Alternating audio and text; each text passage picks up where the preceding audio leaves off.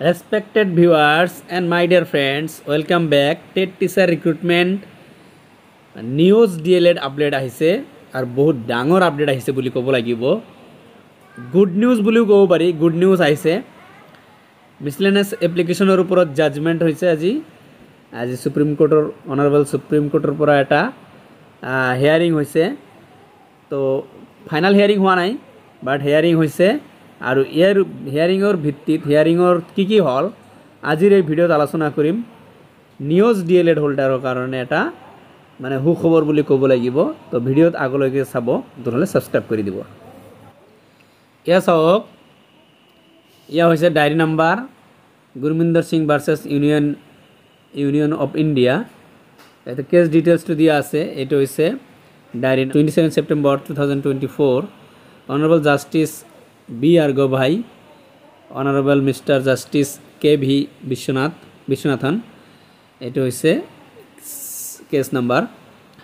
তো স্টেটাসটি তেওঁলোকে পেন্ডিং আছে, বাট পাঁচ ৰাজ্যৰ শিক্ষক নিযুক্তি হৈ আছে। এই পাঁচ ৰাজ্যৰ বিশেষকৈ পাঁচ ৰাজ্যলৈকে এই মিছলেনিয়াছ এপ্লিকেশনটো শুনানি হৈছে।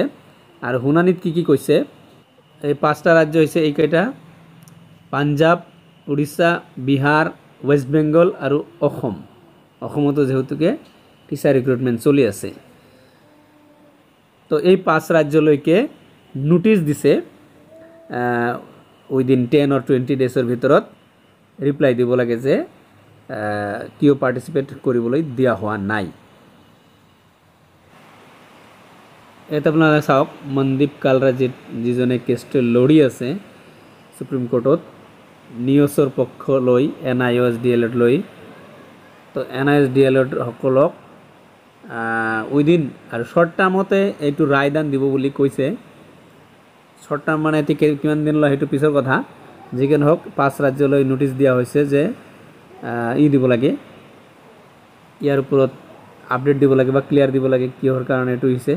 অৱশ্য অনাৰেবল সুপ্ৰিম কোৰ্টৰ ৰায়ৰ ওপৰত ভিত্তি কৰি এই NIOS DLED খিনিক বাহিৰত ৰখা হৈছিল। তো এতিয়া কি হয়, সম্পূৰ্ণ শুনানিৰ পিছতহে মানে বস্তুটো ক্লিয়াৰ হ'ব। এই পাঁচটা ৰাজ্যলৈকে পঠাইছে নোটিছ, কিন্তু বাকী ষ্টেটবিলাকো ইয়াৰ লগত জড়িত হৈ থাকিব, যিহেতুকে কোৰ্চটো এটাই। নিউজ DLED কেণ্ডিডেটৰ সকলৰ পৰা যিজনে প্ৰতিনিধিত্ব কৰি আছে, সম্ভৱতঃ তেখেতৰ নাম আছিল মনোজ সিং। তেখেতেতো বহুত উৎফুল্লিতভাৱে এই নিউজটো শ্বেয়াৰ কৰিছে। সকলো নিউজ হোল্ডাৰক, মানে নিউজ DLED হোল্ডাৰক এই খবৰটো পਹੁঁচাই দিবলৈ কৈছে যে এই নিউজৰ খবৰটো প্ৰত্যেকজনক দিব লাগে, এয়া আমাৰ কাৰণে বহুত ভাল খবৰ ইত্যাদি ইত্যাদি। আপোনালোকে তাৰ পেজত গৈও দেখিব পাৰিব, তাৰ চেনেলত গৈও দেখিব পাৰিব। চ' ফ্ৰেণ্ডছ, নিউজ DLED সকলৰ কাৰণে অকণমান ভাল খবৰ বুলি ক'ব পাৰি। হয়, নেক্সট কেইদিনমানৰ ভিতৰত মোটামুটি এটা ক্লিয়াৰ ছবি আহিব।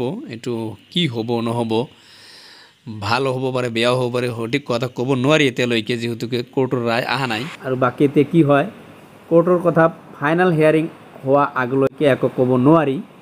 তো যি কি নহওক, এয়া অকণমান ভাল খবৰ।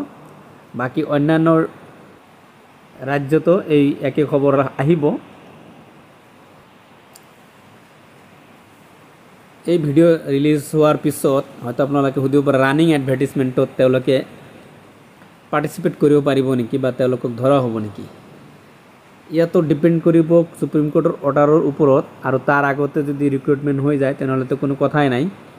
আৰু পিছত যদি হয় তেতিয়াহ'লে কি হ'ব? তো ইয়াৰ ওপৰত টোটেলি ইয়াতে কথাটো আগতীয়াকৈ কোৱা নাযায়, কাৰণ কোৰ্টৰ বস্তু এইটো। তো কোৰ্টত যি ডিচিশ্যন হয় তাৰ পিছতে হ'ব। বাকী এইখিনি আছিল খবৰ, সেইকাৰণে শ্বেয়াৰ কৰিলোঁ। চ' থেংক ইউ ফৰ ৱাচিং দ্য ভিডিঅ' ভাল লাগিলে লাইক শ্বেয়াৰ ছাবস্ক্ৰাইব কৰি দিব। মই এনেকুৱা ধৰণৰ ইনফৰ্মেটিভ ভিডিঅ' বনাই থাকোঁ।